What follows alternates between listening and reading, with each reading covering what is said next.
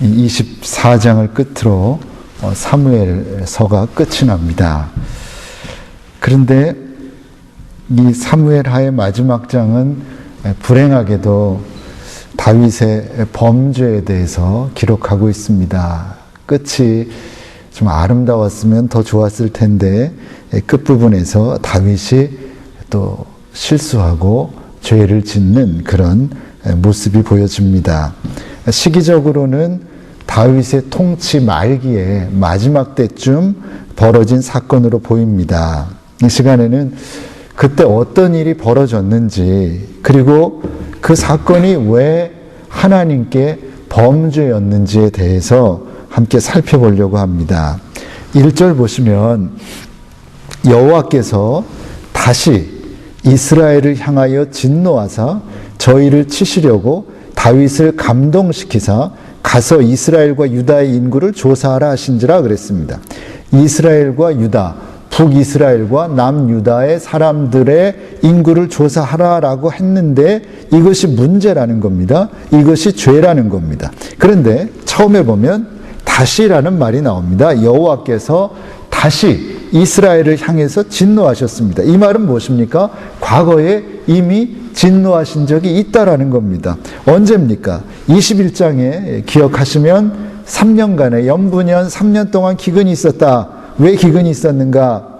과거에 사울이 기브온 사람들 살려주겠다고 약속해놓고 나중에 다 죽였다고 그랬습니다. 그런데 그 죄의 대가를 다윗 시대에서 받았다. 그 말씀 기억나시죠? 그겁니다. 그때 하나님께서 진노하셨습니다. 왜 사울은 약속해놓고 하나님과의 약속을 어기고 기브온 사람들을 다 죽였느냐? 그때 진노하셨는데 지금 다시 진노하실 일이 생겼다라는 겁니다.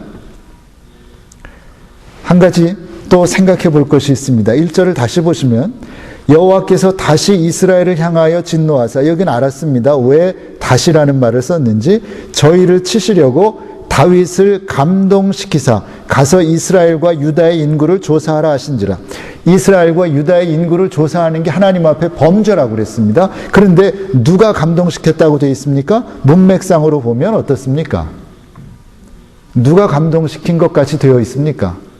하나님께서 감동시킨 것 같이 되어 있습니다.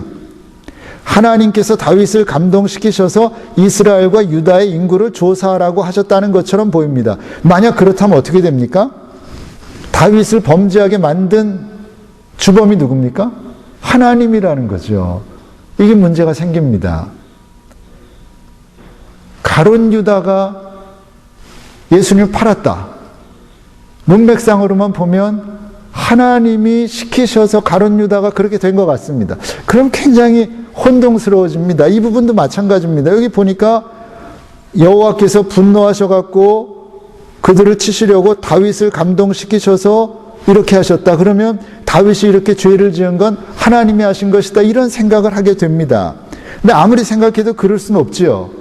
하나님께서 당신의 사랑하는 자녀들을 범죄의 자리로 밀어내실 까닭이 없다라는 겁니다. 그러면 조금 더 고민해 봐야 됩니다. 그렇다면 여기서 감동시킨다라는 말의 의미는 무엇일까를 한번 생각해 봐야 합니다. 감동시키다라는 여기에 나오는 히브리어 슈트는 충동시키다, 자극하다라는 의미를 가집니다. 그러니까 충동질했다는 거예요. 다윗의 마음을 충동질했고 다윗의 마음을 자극시켰다는 건데 어떤 거냐면 일반적으로 어떤 결정을 내릴 때 심사숙고한 다음에 내리는 결정이 아니라 순간적인 감정의 변화를 묘사할 때 이 단어를 씁니다. 그러니까 다윗이 지금 오랫동안 고민하고 기도하고 결정한 것이 아니라 순간적으로 결정했다라는 겁니다. 무엇을? 인구 조사할 것을. 근데 그러면 무슨 문제가 생깁니까? 누가 그럼 그 마음을 충동질했느냐? 그거죠. 누가 다윗의 마음속에 갑자기 그런 생각을 넣느냐라는 겁니다. 하나님입니까? 아니면 사탄입니까? 이것만 보면 이거 힘듭니다. 하나님이 그러지 않으셨을 것 같은데 라고 우리가 생각하지만 문맥상으로 보면 하나님이 하신 것 같습니다. 참 힘이 듭니다. 그런데 이 본문과 병행 구절이 있습니다. 이 똑같은 시대의 역사를 두 가지 각도에서 성경은 기록하고 있습니다. 그래서 사무엘에서 끝나지만 뒤에 보면 역대상, 역대하에 보면 이 과거의 똑같은 시대의 역사를 다른 시각에서 또 묘사한 역사책입니다. 그래서 병행 구절이 나오는데 역대상 21장 1절입니다. 뒤에 보면 역대상이 나옵니다. 한번 찾아보시기 바랍니다. 역대상 21장 1절에 보면 똑같은 시대의 이야기가 나오는데 역대상 21장 1절에 보면 찾으셨습니까? 찾으셨으면 함께 읽겠습니다. 시작. 사단이 일어나 이스라엘을 대적하고 다윗을 격동하여 이스라엘을 계수하게 하니라. 자, 보세요. 자, 누가 시켰죠? 사단이 시켰다. 하나님이 아니라는 거죠. 사탄이 그의 마음을 격동시켰다. 여기서는 우리 오늘 본문에서는 감동시켰다고 했는데 여기서는 뭐라고요? 격동시켰다. 근데 의미는 똑같은 의미라는 거죠. 격동시켰다, 충동시켰다, 감동시켰다, 똑같은 히브리어 단어 슈트인데 한국말로 번역할 때 다르게 번역했다. 그런데 누가 다윗을 격동했습니까? 사단이 일어나서 다윗의 마음. 하나님이 아니죠. 하나님이 아니라 사단이 일어나 그렇게 했습니다. 그게 성경의 답입니다. 그러니까 다윗의 말년이라고 그랬습니다. 다윗이 왕이 되어서 군림하고 전쟁에 승리하고 평탄하게 되니까 마음이 교만해지죠. 인간인지라 점점 교만해집니다. 그리고 많은 허점을 보이게 됩니다. 그러면 어떻게 됩니까? 사탄이 여지없이 공격을 하고 다윗의 마음은 흔들렸고 다윗은 그 유혹을 이기지 못해서 하나님께서 기뻐하지 않으시는 일을 저지르게 되었다라는 겁니다. 그 중에 하나가 뭐였다고요? 인구조사를, 갑자기 인구조사를 해라라는 명령을 하게 했다라는 겁니다. 그래서 아무리 훌륭한 신앙을 가진 사람도 자꾸 교만해지고 방심하게 되면 언제든지 범죄할 수 있다라는 것을 우리에게 다시 한번 깨우쳐주는 대목입니다. 자, 그러면 본문에 나타난 다윗의 범죄는 무엇입니까? 다윗이 이스라엘과 유다의 인구조사를 실시했다는 겁니다. 사탄이 다윗을 부추겨서 인구조사를 시킨 겁니다. 그게 2절입니다. 사무엘하 오늘 본문 24장 2절입니다. 왕이 이에 그 곁에 있는 군대 장관 요압에게 이르되 너는 이스라엘 모든 지파 가운데로 다니며 단에서부터 부엘세바까지 인구를 조사하여 그 도수를 내게 알게 하라. 도수라는 말은 그냥 수입니다. 옛날 분들이 이게 1910몇 년도에 번역된 겁니다. 그러다 보니까 안 쓰는 말도 많은데 그 숫자를 내게 알게 하라. 그런데 그 당시엔 도수라는 말을 쓴 것 같습니다. 그러니까 인구를 조사해서 그 총수를 내게 알게 하라는 말입니다. 단에서부터 부엘세바는 어디입니까? 단은 이스라엘 저 북쪽 꼭대기고 부엘세바는 남쪽 꼭대기니까 이스라엘 방방곡곡을 다 다녀서 아주 세밀하게 인구조사를 해서 이스라엘의 인구가 몇 명인지를 알아내라는 겁니다. 그런 명령을 내렸습니다. 자, 그 명령에 대해서 다윗의 충신 중에 충신인 요압이 어떻게 합니까? 3절에 보시면 요압이 왕께 고하되 이 백성은 얼마든지 왕이 하나님 여호와께서 100배나 더하게 하사 내 주 왕의 눈으로 보게 하시기를 원하나이다. 그러니까 하나님께서 가만히 계셔도 하나님께서 이 백성을 100배나 융성하게 하실 수 있는데 그렇게 하실 것이고 왕이 눈으로 목격할 것인데 왜 왕은 어찌하여 이런 일을 기뻐하시나이까? 왜 이런 일을 하십니까? 그러니까 요압도 인구조사에 대한 다윗의 불순한 의도를 눈치챈 거죠. 그죠? 여기까지 인도하신 하나님께서 앞으로 더 아름다운 일을 하실 것 같은데 왜 이 시점에서 왕은 굳이 인구조사를 하라고 명령하십니까? 그렇게 반대 의견을 낸 겁니다. 왜 왕은 교만해져서 이스라엘의 군사가 여기서 인구조사는 뭐 여인의 수, 노인의 수를 세겠다는 게 아닙니다. 전쟁에 나갈 수 있는 군사의 수를 세겠다는 겁니다. 그래서 그 수를 세서 이스라엘이 얼마나 막강한 군대를 갖고 있느냐라는 걸 자랑하겠다는 거거든요. 그 마음을 요압이 알았습니다. 그래서 왜 왕은 교만해져서 군사의 숫자를 가지고 자신을 과시하려 하십니까? 왜 이렇게 되셨습니까? 이건 아닌 것 아닙니까? 이렇게 지적하고 있는 겁니다. 사실은 목숨을 걸고 왕에게 담대한 지적을 한 겁니다. 하지만 이미 사탄에 붙잡힌 이 다윗의 마음은 요압뿐만 아니라 모든 장수들이 반대했음에도 불구하고 자신의 고집을 꺾지 않습니다. 그래서 인구조사는 시작되었습니다. 9달 20일이 걸렸다고 나옵니다. 10개월입니다. 사실 이스라엘이 조그맣니다. 10개월이나 걸릴 건 없습니다. 걸어서 해도 여러 가지 이유가 있겠지요. 요압이 그 왕의 명령이 마음에 안 들어서 그냥 건성건성으로 쉬며 해서 10개월이 걸렸다라는 사람도 있고, 학자들의 의견은 다양합니다. 어쨌든 10달이 걸려서 인구조사를 마칩니다. 그리고 결과적으로 보니까 칼을 뽑을 수 있는 장정이 이스라엘의 80만, 유다에는 50만이었다. 즉 130만이었다라고 보는 겁니다. 그래서 출애굽할 때 60만이었다고 하니까 굉장히 많은 이스라엘의 번영이 있었다라는 걸 보여줍니다. 하지만 역시 병행 본문인 역대상 21장 아까 본데 5절에 보면 이스라엘의 군사가 110만이었고 유다의 군사는 47만이었다 기록하고 있습니다. 다릅니다. 그러죠? 역대상의 그 기록이 훨씬 더 많습니다. 이스라엘이 30만이나 더 많습니다. 이 이야기는 뭡니까? 구약 성경의 역사에 대한 기록은 성경에 나와 있지만 그럼에도 불구하고 서로 다른 기록들이 혼재하고 있다. 그래서 그것을 모아서 성경을 구성했지만 구성된 성경 속에도, 완결된 성경 속에도 다른 숫자가 나타나고 있다. 즉 결국 구약 성경에는 여러 가지 많은 자료들이 이렇게 모아져서 하나의 성경을 이루었고, 그것에 대한 기록은 이렇게 다른 모습을 보일 수도 있다라는 것을 우리에게 보여줍니다. 어쨌든 중요한 것은 몇 명의 차이가 나느냐가 아니라 다윗이 교만해져서 인구조사를 했다라는 겁니다.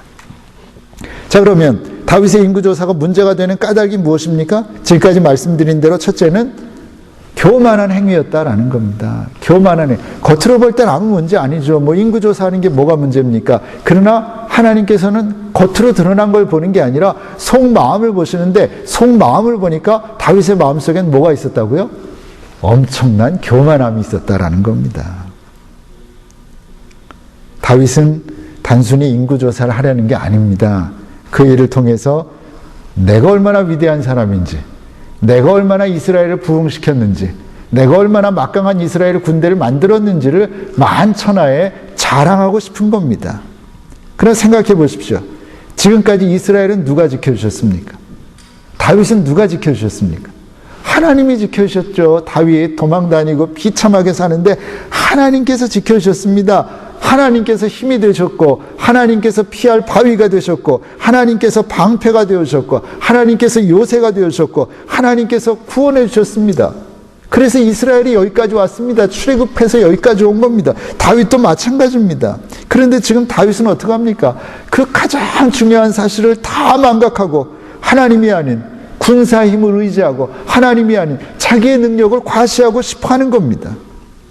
즉 유사시 병력으로 사용할 수 있는 장정이 몇 명인가를 파악해서 그 힘을 과시하고 그 힘을 통해 스스로 위로받고자 하는 그런 마음이었다라는 겁니다. 근데 문제는 그 마음이 다윗의 교만에서 싹튼 것이라는 사실입니다. 성경은 그것을 굉장히 중요하게 생각합니다. 겉으로 드러나는 어떤 모습이 아니라 그 속마음에서 어떤 의도, 그 동기를 볼 때 하나님께서 가장 중요한 것은 의도의 순수성인데, 그 의도의 순수성을 보셨을 때 다윗의 이 인구조사는 순수하지 않았다. 그럼 뭐냐? 교만이었다. 교만이 결국 이 일을 행했다. 그렇기 때문에 다윗의 이 행위는 하나님께 범죄였다라는 겁니다. 그것이 성경의 정의이고 해석이고 선언인 것입니다. 그런 면에서 우리는 다시 한번 깊이 깨달아야 합니다. 교만은 내 인생을 멸망으로 인도하는 지름길이라는 사실입니다. 다윗이 자꾸 넘어진 때를 보면 무엇입니까? 교만했을 때. 다윗뿐만이 아닙니다. 모든 사람들이 넘어졌을 때를 보면 교만했을 때입니다. 겸손했을 때는 결코 넘어지지 않습니다. 그러나 어느 순간 교만해서 방심했을 때 사탄은 반드시 공격하고 그때는 누구든지 넘어지는 겁니다. 다윗같이 위대한 사람도 수도 없이 넘어졌습니다. 교만했을 때입니다. 그래서 성경은 이렇게 강조해서 경고하는 겁니다. 잠언 16장입니다. 교만은 패망의 선봉이요 거만한 마음은 넘어짐의 앞잡이니라. 우리가 잘 한 말씀입니다. 그리고 모자라서 18장에서 또 말씀합니다. 사람의 마음의 교만은 멸망의 선봉이요 겸손은 존귀의 앞잡이니라. 교만하면 망합니다. 겸손하면 하나님께서 존귀하게 해준다. 야고보서 4장 6절에서 이렇게 말씀합니다. 하나님께서 교만한 자를 물리치시고 겸손한 자에게 은혜를 주신다 하셨느니라. 놀라운 말씀입니다. 하나님께서 교만한 사람을 물리치십니다. 하나님과 대적해서 이길 사람이 어디 있습니까, 세상에? 하나님은 교만한 사람을 대적해서 끝내 물리치십니다. 그리고 겸손한 사람에게 어떻게 하십니까? 은혜를 주십니다. 우리 믿는 사람들 은혜를 사모합니다. 방법은 간단합니다. 겸손해지면 됩니다. 겸손해지면 하나님께서 은혜를 주십니다. 성경의 말씀입니다.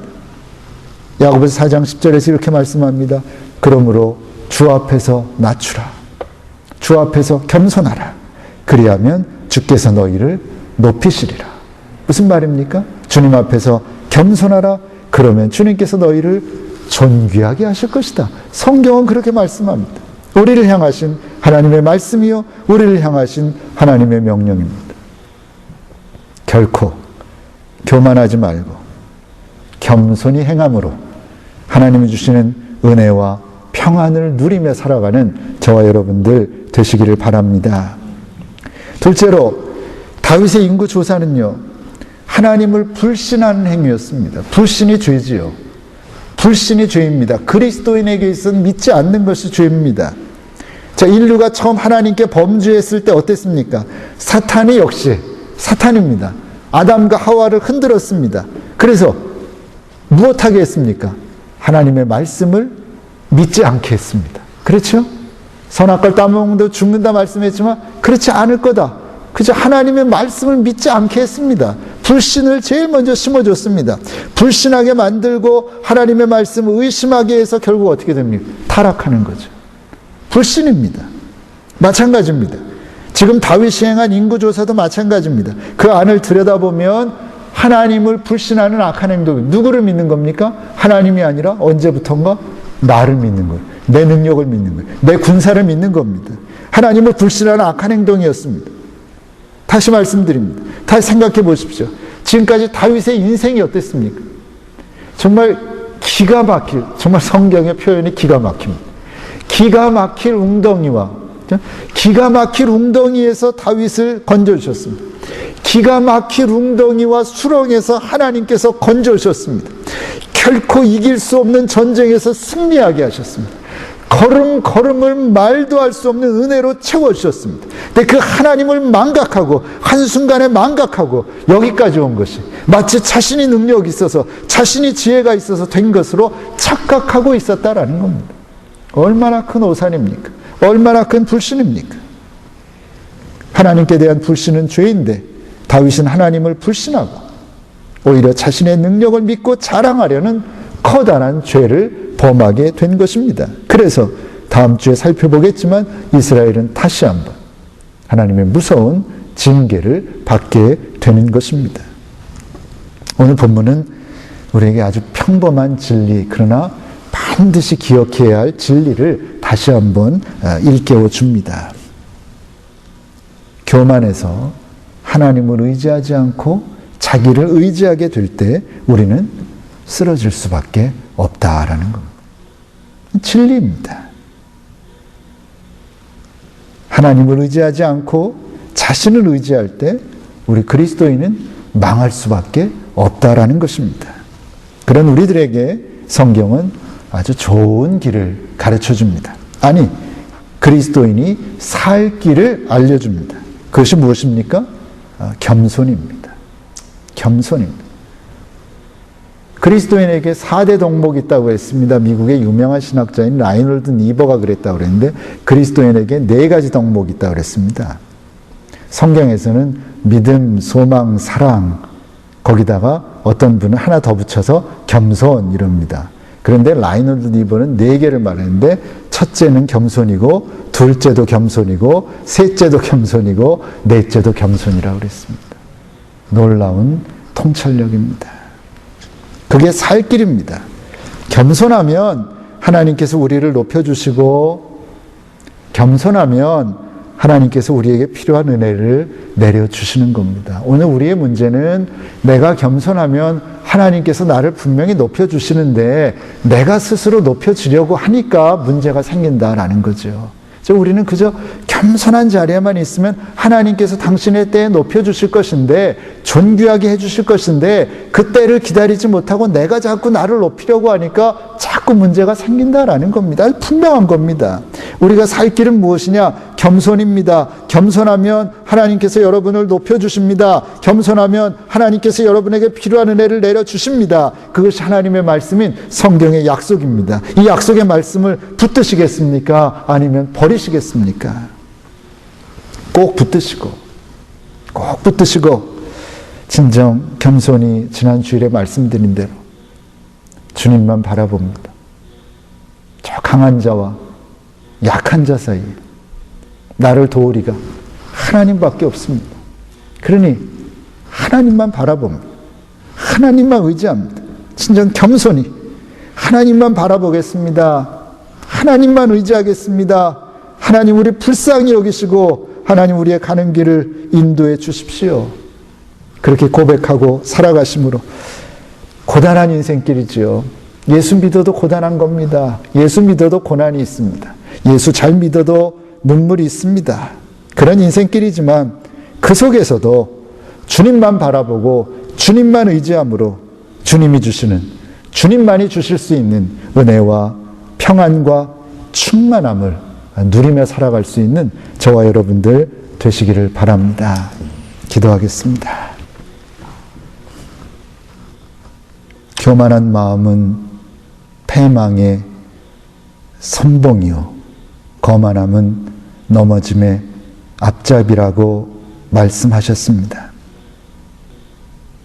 반면에 겸손은 존귀의 앞잡이며 겸손한 자에게 은혜를 주신다고 약속하셨습니다. 천하의 다윗이었지만, 영적으로 누구보다 깊은 다윗이었지만 그도 교만했을 때 여지없이 넘어졌습니다. 성경이 증언합니다. 다윗 같은 사람도 넘어지는데 우리 같은 사람은 어떻겠습니까? 하나님, 우리를 불쌍히 여기시고 우리 안에 교만한 마음이 있다면 쳐서 부서뜨려 주시고 어찌하든지 주님의 마음, 겸손한 마음 회복하고 항상 겸손한 자의 자리를 고집함으로 하나님이 높여주시는 은혜, 하나님이 채워주시는 은혜, 하나님만이 주실 수 있는 은혜와 평강을 이 땅에서 누리며 살아갈 수 있는 사람들 되기를 원합니다. 하나님, 우리를 도와주시옵소서. 하나님, 나를 도와주시옵소서. 교만한 자의 자리에 앉지 말게 하여 주시고 언제나 겸손한 자의 자리를 고집할 수 있는 성숙한 신앙인 되게 하여 주시옵소서. 예수님의 이름으로 기도하옵나이다. 아멘.